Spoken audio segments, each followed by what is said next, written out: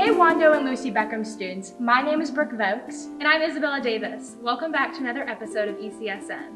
On today's episode, we will be discussing Black History Month, a car spotlight, and a restaurant review.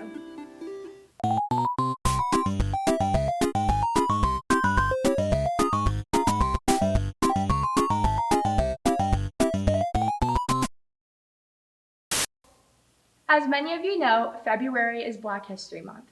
Up next, we're going to have Katie reporting on the significance of Black History Month in our country. Hey Wando and Lucy Beckham students, I'm Katie Miller, and today I'll be discussing the background and importance of Black History Month.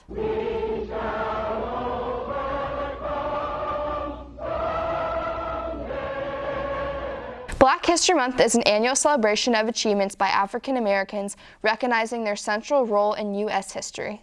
Black History Month began in 1926, but back then it was not considered a month. It was only celebrated for a week during February. Although Black History Month began in 1926, it was not widely celebrated or recognized till 1976. President Gerald Ford recognized it and called upon the public to honor the too often neglected African Americans. Since 1976, each president has designated February as Black History Month and endorsed a specific theme. This year's theme is Black family representation, identity, and diversity. Cities all around the world celebrate Black History Month with parades, but due to COVID, many have been postponed or canceled. Some ways you can pay tribute to Black History Month are visiting civil rights museums and donating to Black History Month organizations. That concludes our Black History Month background. I'm Katie Miller reporting for ECSN. Thanks, Katie. I'll be sure to contribute to Black History Month, maybe by shopping small at local African American run businesses. Me too. Now let's head over to Paris and Alex for a restaurant review. Hey Wando and Lucy Beckham students, I'm Paris King. And I'm Alexander Johnson. Today we're going to be doing food reviews. Tattooed Moose is a bar and grill type restaurant that serves sports bar type food. They have you covered with a menu filled with many different options, leaving you wanting to come back for more. You can locate Tattooed Moose at 1137 Morrison Drive, Charleston, South Carolina. So here we have our appetizers. We have the pimento cheese with the flatbread. And then we have the duck fat fries with the garlic aioli. And then we also have the gravy that goes on top of the fries. The wait for our appetizers were fairly quick and didn't take long to come out. The duck fat fries came out warm and delicious. They were served with garlic aioli sauce for dipping, which made it almost hard not to eat the whole basket. One of the appetizers we got were pimento cheese with pita flatbread. Woo! Let me tell you something.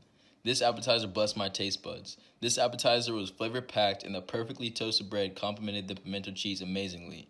Overall, the appetizers were great. Chef really did his thing. Appetizers, definitely a 10 out of 10. So for our main entrees, I got the chicken sandwich with fried chicken, banana peppers, pimento cheese, and mayonnaise on it. And it also comes with pork rinds. And I got the Philly cheesesteak egg rolls with the toasted tomato sauce. Next, our meals came. The Southern fried chicken sandwich with a fried chicken breast, pimento cheese, pickles, and mayo. This is 100% the best chicken sandwich I've ever had. On the side, it is served with house-made Cajun pork rinds. For my entree, I ordered the Philly cheesesteak egg rolls with the toasted tomato dipping sauce. Amazing isn't a strong enough word to describe how great this dish was.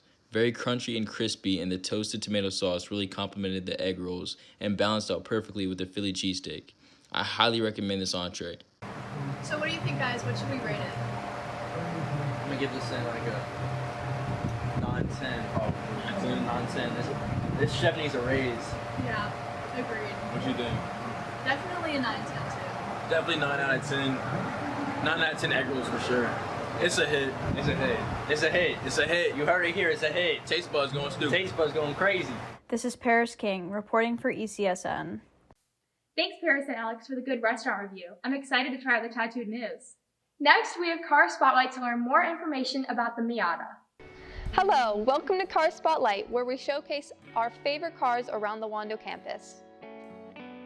My name's EJ Boyet, and I'm a proud owner of this 1996 Mazda Miata. Driving one it's a lot like driving a go-kart. Since you're so low to the ground, the center of gravity is so low too that you could literally take any corner at whatever you want. And since it's so small compared to other cars, you really do feel like you're driving a go-kart. In the Miata community is great. Everybody's very welcoming. Everybody's super friendly, and Online, there's this website called the forums and whatnot, and you could find any answer you could ever need to any problem you have with this platform. Really, I would have to say my favorite part is learning the platform and learning how to navigate the platform, fix this, fix that, tune up this, tune up that, and also the community as well. The community is great, like I said. They're very friendly, very welcoming, and they're all very knowledgeable and good people. Tom Matano came up to Mazda and had this idea of this tiny little roadster that you could have a lot of fun in. The idea was pitched, and then there was 3 prototypes. There was a front-engine rear-wheel drive car, which is what the Miatas come to be. There was a mid-engine rear-wheel drive car. I think there was a front-engine front-wheel drive car as well. And obviously the one that came into production was the front-engine rear-wheel drive car. It was produced in 1988 for showroom purposes and then for the public in 1989, and it's still being produced today. When I got the car, the tires on the car were basically bald, and I've spun out quite a few times in this car when I had the tires that came with it when I bought it. Having bald tires definitely is not a fun time, but it can be fun if you know how to control it. I was taking my brother out on a ride because I told him I would do it because I think he won a football game. And I was out over on Isle of Palms and I filled up on gas and I'm coming up the Isle of Palms connector and my car started sputtering and it wouldn't get past 35 miles an hour. And I pull over and then my RPM wouldn't get past about 200. So I broke down on the IOP connector that night. That was interesting.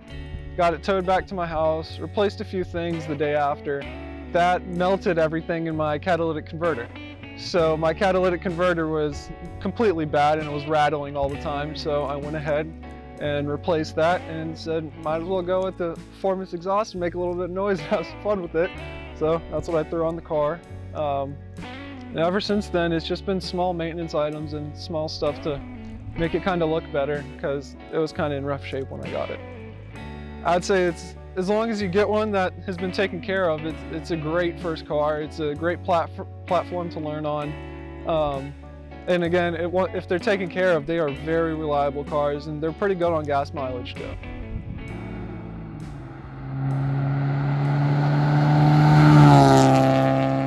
This has been Trinity Hutzler reporting for ECSN. Well, that's a wrap on this episode. Until next time, Wando and Lucy Beckham students, I'm Isabella Davis. And I'm Brooke Voakes, reporting for ECSN. I'm gonna snuggle up with my dog. I have a crush. Ooh, okay. She became my girlfriend. She became my girlfriend.